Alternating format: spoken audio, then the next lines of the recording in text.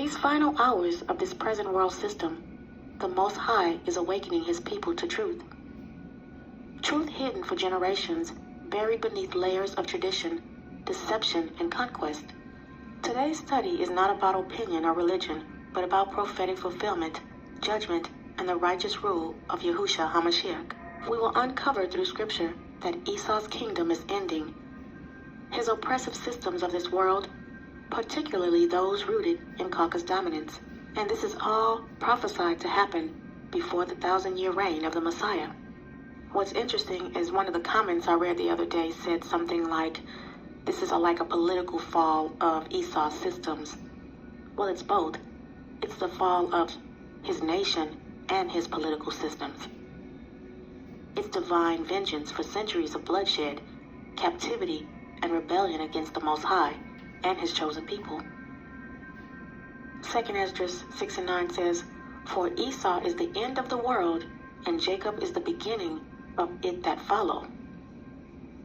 The purpose of this study today is to lay out clearly and orderly the events that usher in the end of Esau's rule and the rise of Jacob's kingdom, not by human power, but by the hand of Yahuwah. This truth, however, will grieve some Israelites who have come to believe that Esau will serve Israel in chains during the entire 1,000-year reign. Many desire a remnant of Esau to remain alive for judgment and for his servitude, but the scriptures reveal that Esau is appointed to utter destruction, not survival. As Obadiah verse 18 says, And there shall not be any remaining of the house of Esau, for Yahuwah hath spoken it. Vengeance belongs to Yahuwah, and his justice will not mirror the cruelty of man's fleshly revenge, but will be executed in righteousness and finality.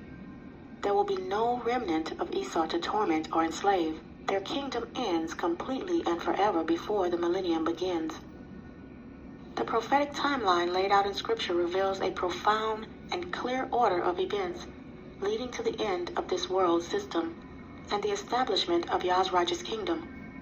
It begins with the day of Yah's wrath, also called the day of vengeance, which comes before the 1,000-year reign of the Messiah. It's not symbolic, it's a real day, a cataclysmic moment when Yahushua returns from heaven, clothed in power to bring judgment on the wicked nations and avenge the blood of his people. As written in Isaiah 63 and 4, For the day of vengeance is in mine heart, and the year of my redeemed is come. This is the moment that Yahuwah's fury is unleashed, not during the millennium, but before it begins. During this day of wrath, Esau's kingdom, the final ruling Gentile system that dominates by the Caucasus power, is completely destroyed. This includes the collapse of global economic, military, and religious institutions that have oppressed Israel. Obadiah 1 and 18 confirms the outcome. There shall be not any remaining of the house of Esau. Contrary to popular belief among some Israelites, Esau will not remain alive to be ruled over during the millennium.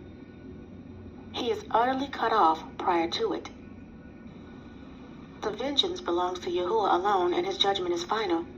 After the destruction of Esau's kingdom and the captivity of the other rebellious nations, the millennial reign begins. At this point, Yahushua establishes his kingdom, and the resurrected righteous reign with him for 1,000 years.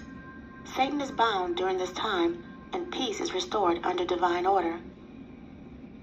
It's crucial to understand that there could be no peace in the millennial kingdom if Esau were still present. The same spirit of rebellion, deceit, and domination that ruled through Esau's system cannot coexist with the righteousness, justice, and the rest that Yahushua will establish. The millennium is a time for healing and restoration for Israel and the nations that submit to Yah's rule, not a time for managing remnants of wickedness. Isaiah 57 and 21 says, There is no peace, said my Elohim, to the wicked. To allow Esau into the kingdom would be to drag the unclean into the sanctuary of renewal. Yah is not doing a renovation, he is doing a total replacement. The wicked must be rooted out first, which is why the day of Yah's wrath comes before the 1,000 years of peace. After the 1,000 years are complete, Satan is released for a short time and stirs up the final rebellion, Gog and Magog, which is quickly destroyed by fire from heaven. Let's go ahead and take a look at this in Revelations 20 verses 7 through 10. It reads, "And when the 1,000 years are expired, Satan shall be loosed out of his prison, and shall go out to deceive the nations which are in the four quarters of the earth, Gog and Magog, to gather them together to battle, the number of whom is as the sand of the sea. And they went up on the bread of the earth, and compassed the camp of the saints about, and the beloved city, and the fire came down from Elohim out of heaven, and devoured them. And the devil that deceived them was cast into the lake of fire and brimstone, where the beast and the false prophet are, and shall be tormented day and night forever and ever." In this study, we are taking a closer scripture-based look at the prophetic timeline, specifically the timing of Esau's destruction and the end of his kingdom in relation to the 1,000-year reign of the Messiah. There has been much confusion and disagreement among the Israelites on this matter. Many believe that Esau will survive the day of Yahuwah's judgment and be brought into the millennium in chains to serve Israel for 1,000 years. However, this belief does not align with the prophetic order revealed in Scripture. The word is clear. The millennium will be a time of peace, righteousness, and rest, not revenge or forced servitude of a remnant of wickedness. If Esau were to enter the millennium, peace would be compromised. The spirit of rebellion and oppression that once ruled through Esau's systems cannot coexist with the righteous government Yahushua will establish. That is why the day of Yah's wrath, a day of fire, vengeance, and judgment, must come first. This is the divine cleansing that prepares the way for the world where Yah's people can dwell safely, ruled by justice, without fear, and without the shadow of their oppressors. Understanding this timeline rightly is not just about doctrine. It's about preparing our hearts to agree with Yah's plan and not man's emotions. Yah's vengeance is perfect, and his justice does not need our additions. The end of Esau is not delayed. It is decisive, and it is before the 1,000-year reign of peace. Let's read about the final judgment in Revelations 21 through 4. It reads, "And I saw an angel come down from heaven, having the key of the bottomless pit, and a great chain in his hand.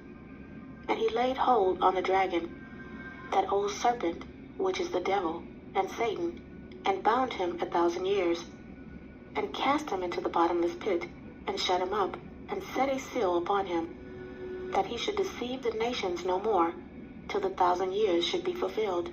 And after that he must be loosed a little season. And I saw thrones, and they sat upon them, and judgment was given unto them. And I saw the souls of them that were beheaded for the witness of Yahushua, and for the word of Elohim, and which had not worshipped the beast, neither his image, neither had received his mark upon their foreheads, or in their hands, and they lived and reigned with Mashiach 1,000 years. After the millennium reign, and the final judgment at the great white throne, Yah will usher in the new heaven and the new earth, a restored creation untouched by sin, death, or corruption. As prophesied in Revelations 21 and 1, it reads, "And I saw a new heaven and a new earth, for the first heaven and the first earth were passed away, and there was no more sea." In this eternal kingdom, there will be no more pain, sorrow, or crying, for Yah will dwell directly among his people.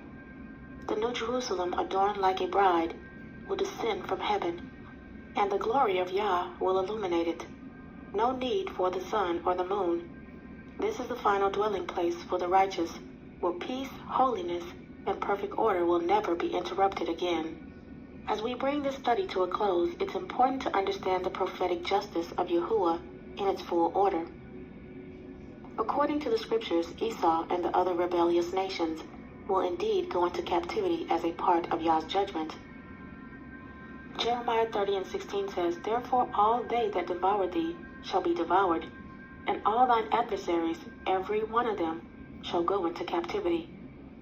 And they that spoil thee shall be a spoil, and all that prey upon thee will I give for a prey." So family, this captivity occurs before the millennial reign, during the time of Yah's wrath, when he judges the kingdoms that have oppressed his people. However, Esau's fate is unique. This is what I've been trying to tell you. It's unique and final. Unlike the other nations, Esau will be completely cut off and will not enter into the millennial kingdom. His judgment is total annihilation, not servitude or survival. And the nations that remain after Yah's vengeance will be those who submit and are broken before the king. These nations may serve during the millennium in humility, fulfilling prophecies of peace and restoration. But Esau, the symbol of perpetual hatred, pride, and bloodshed, has no future past the fire of judgment. As Obadiah declares, there shall not be any remaining of the house of Esau. This truth may be difficult for some to accept, but Yah's plan is perfect, and peace cannot exist while even a remnant of wickedness survives. Let us align our understanding with the Word, not with emotions or inherited doctrine. Yahuwah is not mocked, and his judgment will pave the way for his peace. May we all be found on the side of righteousness when his kingdom comes. The time is near and endurance is everything. Esau's end is sealed, and though many may wrestle with the reality of his complete destruction before the millennium, we must stand firm in the truth. The kingdom ahead is one of peace, and only those who are refined, obedient, and faithful will enter. Keep your hearts